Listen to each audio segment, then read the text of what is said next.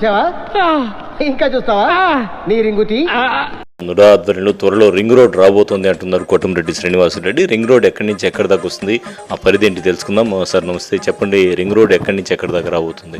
మొన్న నేను పిలిచి మాట్లాడాను. దాదాపు 65 కిలోమీటర్ వరకు మొత్తం అలైన్మెంట్ చూపిస్తున్నారు. మరో 20 కిలోమీటర్లు ఉంటుందని. బట్ అది నారాయణ గారితో ఒకసారి కూర్చొని మాట్లాడాలి. నారాయణ గారు, దానికి కలెక్టర్ గారు అందరం, మా జాయింట్ కలెక్టర్ గారు అందరూ కూర్చునే దానికి ఒక రూపురాదు. త్వరలో అది కూడా చేయాలనేటువంటి కోరుకుంది. రింగులో పింగు, పింగులో నా బొంగు, పింగో ఠింగు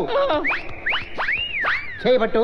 కానీ నెల్లూరుకి అసలు రింగ్ రోడ్ అవసరం లేదనేది తీసుకుంటే ప్రజెంట్ పరిస్థితులు అవసరం లేదు.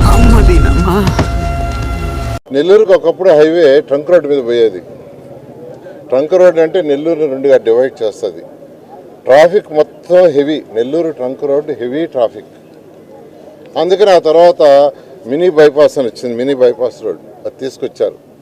అది వచ్చిన తర్వాత ట్రంక్ రోడ్డు మీద కంజెషన్ తగ్గింది.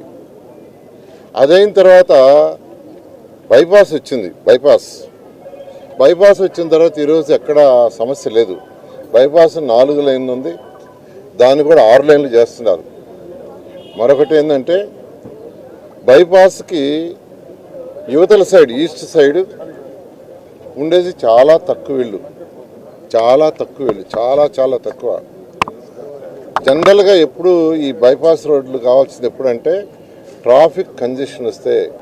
అప్పుడు దాకా నేను యాక్చువల్గా వీసీ గారికి, కలెక్టర్ గారికి కూడా చెప్పాను.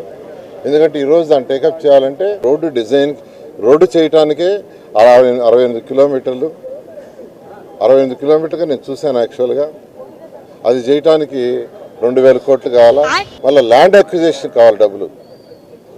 కాబట్టి ప్రజెంట్ పరిస్థితుల్లో రాష్ట్ర ఆర్థిక పరిస్థితిని బట్టి ఈరోజు అది చేయాలంటే 2000 నుంచి 3000 కోట్లు కావాలి. కాబట్టి దాన్ని ఇప్పుడు టేకప్ చేయడం. అది ఏది అందరూ ఒకసారి కళ్ళు మూసుకోండి. రెండుగా చేసే మా బొంద ఈ సరుకంత గోవింద. ఏది అనండి? రెండుగా చేసే మా బొంద ఈ సరుకంత గోవింద. God bless you.